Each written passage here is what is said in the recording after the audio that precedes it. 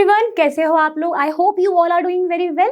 So welcome to the formula फटाफट series. मैं हूं Joshika from Learno hub, the free learning platform जहां पर आप पढ़ सकते हो physics, chemistry, biology, maths absolutely for free at learnohub.com।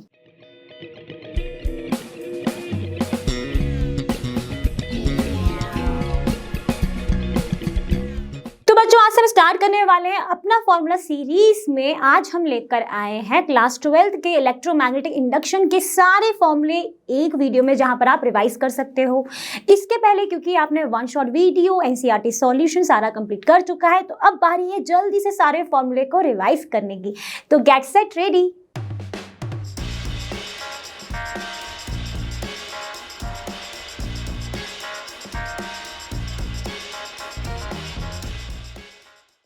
आज हमारे सीरीज का सबसे पहला फॉर्मूला होने वाला है इस चैप्टर, जिसका नाम था इलेक्ट्रोमैग्नेटिक इंडक्शन।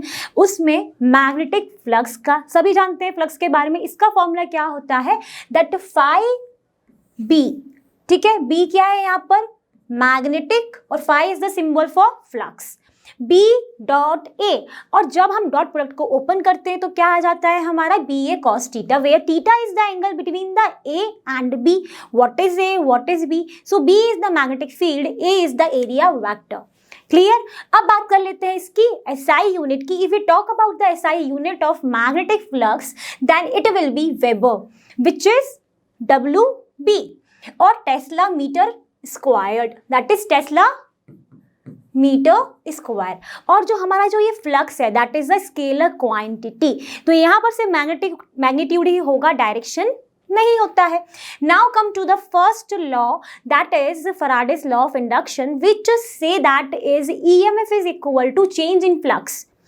ठीक, तो EMF is equal to minus d∅ by B upon dt। ठीक है, where phi b is the magnetic flux, जो कि हमने अभी देख चुके हैं। ओके, यहाँ तक हमने देख लिया कि फर्स्ट लॉ हमारा ये होता है।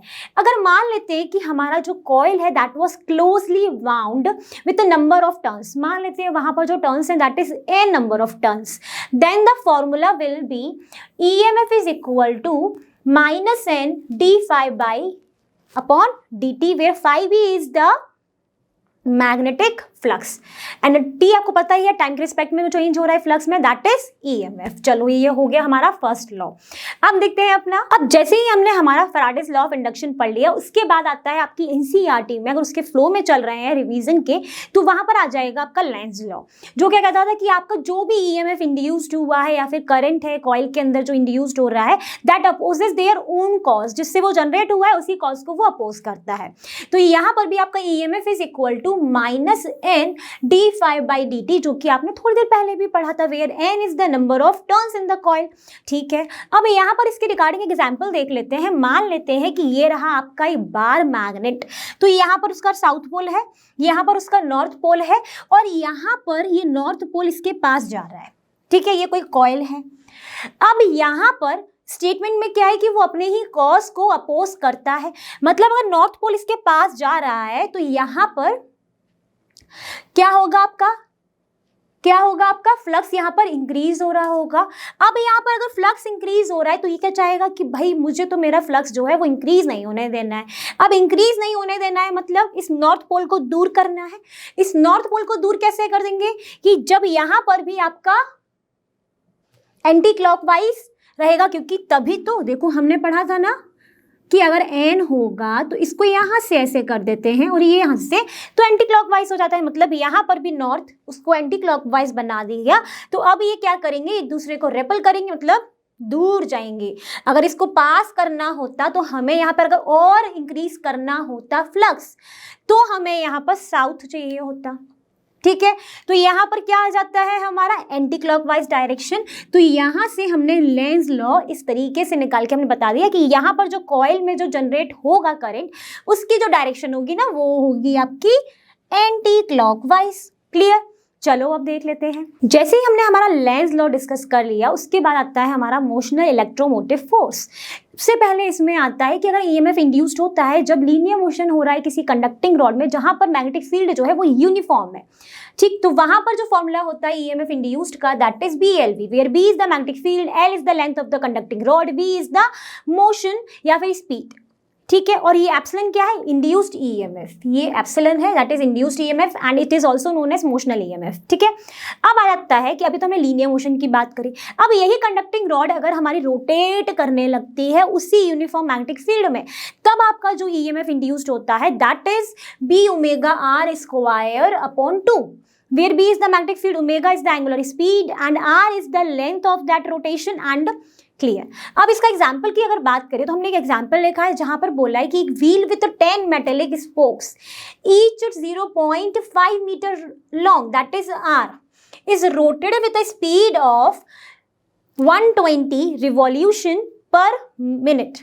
ठीक है, मतलब आपको V दिया है in a plane normal to the horizontal component of earth magnetic field that is 0.4 Gauss at the place what is the induced EMF between the axle and the rim of the wheel and यहाँ पर 1 Gauss is equal to 10⁻⁻⁴ Tesla. ठीक है, तो B हमारा दिया है 0.4 Gauss, इसको हमने कन्वर्ट कर लेंगे 0.4 इंटू 10⁻⁻⁴ टेस्ला। R गिवन है लेकिन यहाँ पर हमें V गिवन है, अब इसको हमें ओमेगा निकालना पड़ेगा, angular speed which is 2πV। अब यहाँ पर जो V है दैट इज रिवॉल्यूशन पर मिनट, तो हमें इसे किस में कन्वर्ट करना पड़ेगा? रिवॉल्यूशन पर सेकेंड में। तो ये हो जाएगा 2π मल्टीप्लाई 120 अपॉन 60, अब ये हो जाएगा रिवॉल्यूशन पर सेकेंड। कितना आ गया ये? 4π रिवॉल्यूशन पर सेकेंड। फॉर्मूला क्या लगा लोगे? अब B गिवन है, R गिवन है, ओमेगा आपने निकाल लिया, देन आप यहाँ पर इंड्यूस्ड ईएमएफ निकालोगे इस फॉर्मूले का यूज करके। तो हमने एग्जाम्पल भी देख लिया किस तरीके से यूज होते हैं। अब देखते हैं अपना अगला फॉर्मूला। तो अब हम देखने वाले हैं फॉर्मूले किसके? इंड्यूस्ड ईएमएफ, करंट या फिर एनर्जी का। तो यहाँ पर जो ये फॉर्मूले हैं ये तब के लिए जब आपका रेक्टेंगुलर लूप हो और वो मूव कर रहा है एक यूनिफॉर्म मैग्नेटिक फील्ड में कांस्टेंट वेलोसिटी के साथ। तो हम मान लेते हैं ऐसा कुछ लूप होगा जिसकी वेलोसिटी v है, जो कि मूव कर रहा है कांस्टेंट वेलोसिटी है, इसकी लेंथ है l और ये रहा आपका x। ठीक है, बात यहां तक हो गई। अब यहां पर जो करंट निकालना होगा तो क्या होगा? That is I is equal to BLB upon R। अब ये कैसे आया, क्यों आया, ये आपने देखा होगा वन शॉट वीडियो में। हमें डेरिवेशन तो करने नहीं वाली क्योंकि हमारी सीरीज का नाम क्या है? फॉर्मूला फटाफट सीरीज। तो I is equal to BLB upon R। अब यहाँ पर जो ये R है that is overall resistance of a rectangular loop, V is the constant velocity, L is the length, B is the magnetic field और I is obviously current. Okay, the unit is ampere, that obviously सबको पता है। Now come to the force, if we talk about the force then the formula of the force in this case that is B square L square V upon R। Again F is force, बाकी सब चीज़ आपको बता ही चुकी हूँ। R क्या है यहाँ पे? ओवरऑल रेजिस्टेंस है। Now come to the power case, then B square L square V square upon R। Clear? इसकी यूनिट हो जाएगी वॉट, इसकी हो जाएगी न्यूटन। ओके, सबको पता है अगर पावर है तो, और अगर एनर्जी है तो जूल हो जाएगी। ठीक है, चलो अब देखते हैं। चलो अब बात कर लेते हैं इंडक्टेंस के फॉर्मूले की। तो इंडक्टेंस के फॉर्मूले के लिए हमें मालूम है कि इंडक्टेंस कहाँ पर आएगा? जहाँ पर इंडक्टर होगा। इंडक्टर कैसा होता है? तो आप कहोगे मैम कुछ इस शेप का होता है। ठीक है, अब यहाँ पर जो इस इंडक्टेंस का फॉर्मूला होता है ये कहाँ से आया था? ये हमने देखा था फ्लक्स लिंकेज जो है वो हमारा डायरेक्टली प्रोपोर्शनल होता है करंट का, और जब आप ये प्रोपोर्शनलिटी हटाते हो तो वहाँ पर जो कांस्टेंट आता है वो होता है हमारा inductance, that is L is equal to N phi upon I, which is जहाँ पर L क्या है? हमारा inductance of the coil and N phi क्या है? हमारा फ्लक्स लिंकेज है, जहां पर जो N है वो नंबर ऑफ वाइंडिंग्स हैं और I क्या है? करंट है। मैं फॉर्मूला देख ली। अब ये एक नई टर्म है तो इसकी यूनिट क्या होती है? तो इसकी यूनिट होती है हमारी हेनरी, जिसको हम डिनोट करते हैं H से, और ये भी हमारी एक स्केलर क्वांटिटी होती है।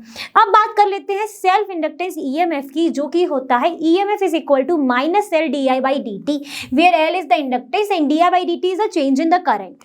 ओके, और यहाँ पर L है हमारा self inductance of the coil. अब यही अगर सेल्फ इंडक्टेंस आपको सोलेनॉइड के केस में निकालना, सोलेनॉइड क्या होता है ये सब पूरा बताने की जरूरत नहीं, सब जानते हैं कि वो एक वाइंडिंग होती है जिसमें जो मैग्नेटिक फील्ड होता है अंदर एक्सिस के अलोंग वो हमारा यूनिफॉर्म है, सब जानते हैं इसके बारे में। तो इसके लिए हमारा होता है L is equal to mu naught N, L is equal to mu naught N square AI। This is the formula for self inductance for solenoid. Clear.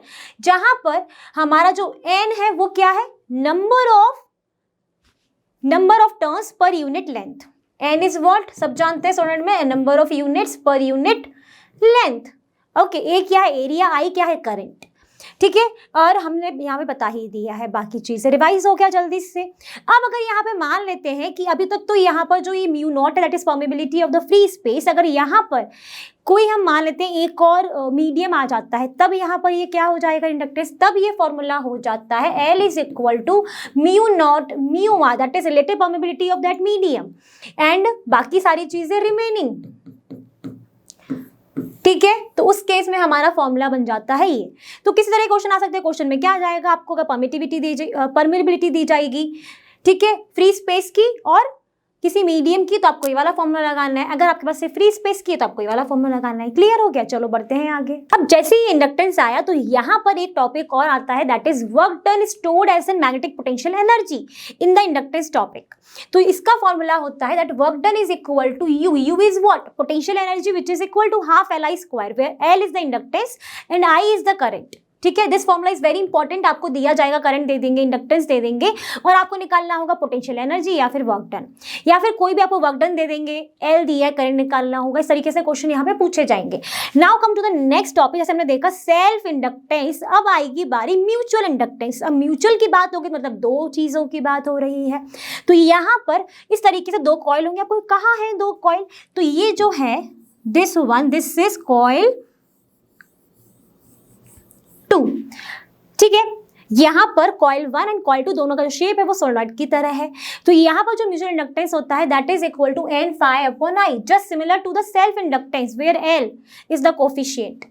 Okay, अब यहाँ तक हो गई। अब यहाँ पर बोल दिया जाए कि म्यूचुअल इंडक्टेंस निकालना है आपको कॉइल 1 का रिस्पेक्ट टू 2 के, तो उसके लिए कोफिशिएंट हो जाता है M12 और वाइस वर्सा में M21, और दोनों के जब डेरिवेशन आपने देखे होंगे वन शॉट वीडियो में, दोनों को इक्वल टू M मान लेते हैं। क्लियर है। अब यहाँ पर इस फॉर्मूले में अगर मान लेते हैं कोई मीडियम आ जाए, मतलब जहां पर रिलेटिव परमेबिलिटी अपनी आ जाए किसी मीडियम की, तो उस टाइम पर जो फॉर्मूला हो जाता है म्यूचुअल इंडक्टेंस का वो हो जाता है आपका M is equal to mu R mu naught N1 N2 pi R1 square L, ठीक है। एंड यहाँ पर जो EMF इंड्यूस्ड होगा किस में, कॉइल 1 में, वो क्या फॉर्मूला होगा, EMF induced in coil 1 is -M di2 upon dt। मतलब कॉइल 1 में जो EMF होगा उसमें जो करंट आप लोगे वो लोगे दूसरे वाले कॉइल का। तो ये कुछ इस तरीके से आप रिलेट करके याद कर सकते हो फॉर्मूला, क्योंकि ये सीरीज है, फॉर्मूला रिवीजन सीरीज, तो यहाँ पर भी डिटेल में नहीं जाने वाली हूँ। इस तरीके से अगर आपको बोल दिया जाए EMF ऑफ सेकंड कॉइल निकालना है तो वहां पर हो जाएगा ε2 is equal to -M di1 upon dt, ठीक है। क्लियर, चलो अब देखते हैं नेक्स्ट। अब जैसे ही हमने सेल्फ इंडक्टेंस, म्यूचुअल इंडक्टेंस, उनके सारे फॉर्मूले देख लिए, वर्क कैसे स्टोर होगा पोटेंशियल एनर्जी के फॉर्म में वो भी फॉर्मूला देखा, हाफ Li स्क्वायर बताया, वहां पर किस तरीके से फॉर्मूला यूज होगा। तो अब बात होती है मैग्नेटिक एनर्जी की। तो मैग्नेटिक एनर्जी भी तो स्टोर होगी सोलेनॉइड के अंदर, उसका फॉर्मूला होता है that is UB is equal to half mu naught B square AL, ठीक है। In terms of magnetic field, area and length के फॉर्म में फॉर्मूला आपका होगा ये। तो इन केस अगर आपको मैग्नेटिक फील्ड गिवन है, एरिया गिवन है, लेंथ गिवन है, आपको बोला जाए कि मैग्नेटिक फील्ड निकाले सोलेनॉइड की, तो आप क्या लगाओगे, ये वाला फॉर्मूला लगाओगे, ठीक है। हाफ Li स्क्वायर वाला तो नहीं लगे, कोई सेल्फ इंडक्टेंस की बात थी, वहां पर जब आपको सेल्फ इंडक्टेंस गिवन हो तभी लगा सकते हो। तो इन केस तो ये आपको ये वाला फॉर्मूला लगाना है, ठीक है। अब यहाँ पर अगर पूछ लिया जाए कि magnetic energy per unit volume, that means ये क्या हो जाएगा आपका मैग्नेटिक डेंसिटी कह देंगे इसको हम डिनोट किससे करते हैं, U स्मॉल UB से डिनोट करते हैं। इसका फॉर्मूला हो जाता है B square upon mu naught. Clear. अब यहां पर ये एनर्जी है तो यूनिट क्या हो जाएगी, जूल। अब यहां पर अगर ये डेंसिटी है तो इसकी यूनिट क्या हो जाएगी, जूल पर मीटर क्यूब। ठीक है, सारे फॉर्मूले देख लिए हमने। कोई दिक्कत नहीं आई है आपको? ये वाला फॉर्मूला भी कैसे यूज होगा कि अगर आपको बोल दिया जाए कि magnetic energy per unit volume आपको निकालना है, या फिर डायरेक्ट बोल दिया जाए कि मैग्नेटिक डेंसिटी निकालना है, जहां पर आपको मैग्नेटिक फील्ड गिवन, आप जानते हो म्यू की वैल्यू क्या होती है, तो आप इजिली इस फॉर्मूले से कैलकुलेट कर लोगे। क्लियर? चलो हम जल्दी से बात कर लेते हैं इस चैप्टर के लास्ट टॉपिक की, जिसका नाम है एसी जनरेटर, जिसका काम होता है मैकेनिकल एनर्जी को इलेक्ट्रिकल एनर्जी में कन्वर्ट करना by virtue of electromagnetic induction. Formula क्या रहता है? आप सबसे पहले जानते हो उसकी वेव फॉर्म कुछ इस तरीके से रहती है, और यहाँ पर जो फ्लक्स होता है, सबका फ्लक्स का फॉर्मूला जानते हैं, सब पढ़ चुके हैं, बी ए कॉस टीटा, और टीटा क्या होता है यहाँ पर? तो आप कहोगे कॉस ओमेगा टी होता है। Theta is the angle between the B and A. Clear? अब यहीं से अगर ईएमएफ का फॉर्मूला निकलता था तो क्या था? D phi by upon D T. कुछ याद आ रहा है? हमने भी रिवाइज किए थे। तो इसमें जब आप ये फाई की वैल्यू पुट करते हो तो आपका जो फॉर्मूला आता है इंस्टेंटेनियस वैल्यू ऑफ ईएमएफ का, that is minus N B A omega sine omega T, where omega is the angular speed which value is, whose value is 2 pi nu, and theta is the angle between the B and A at any instant t where theta is equal to omega t। Clear? अब यहाँ पर इसकी अगर maximum value की बात करें तो maximum value कब होगी? जब ये साइन ओमेगा टी जो है वो हमारा क्या हो जाएगा? 1 हो जाएगा। ठीक है, ये भी बात हो गई। तो इसकी जो मैक्सिमम वैल्यू है वो कितनी होगी? एन बी ए ओमेगा रहेगी। इसको हम मान लेते हैं ई नॉट, आपका फॉर्मूला बन जाएगा E naught sine omega T. Clear? तो ये फॉर्मूला भी आपका कई जगह पर यूज हो जाता है। अब हमने सारे फॉर्मूले हमने रिवाइज कर लिए। जब आपको ये फॉर्मूला कहाँ पर यूज होगा? जब को एन गिवन हो, बी गिवन हो, ए गिवन हो, ओमेगा गिवन हो, तो आपके पास फॉर्मूला ये वाला लगाना है ईएमएफ निकालने का। अब अगर आपके पास सब चीज़ें गिवन है, कोई भी एक चीज़ निकालनी है, तब भी आप ये वाला फॉर्मूला लगाकर आप इजिली निकाल लोगे। बस ध्यान में क्या रखना है कि जो ओमेगा है वो हमारा होता है 2 पाई न्यू, तो कई बार आपके पास इसकी वैल्यू दे दी जाएगी और आपको ओमेगा निकालना पड़ेगा। ठीक है, बात हो गई। सो आई होप आज हमने इलेक्ट्रोमैग्नेटिक इंडक्शन के सारे ही फॉर्मूले हमने रिवाइज कर लिए हैं और आपको भी रिवाइज हो गए हैं, क्योंकि आपने इसके पहले भी वन शॉट वीडियो सॉल्यूशंस कर चुके हैं। तो आई थिंक काफ़ी सारी चीज़ें आपको ना एकदम रिकॉल हो गई होंगी। जैसा कि आप जानते हो लर्नोहब फ्री है पर बेस्ट, और यहाँ पर आपको मिलता है physics chemistry biology maths absolutely for free at learnohub.com। Thank you.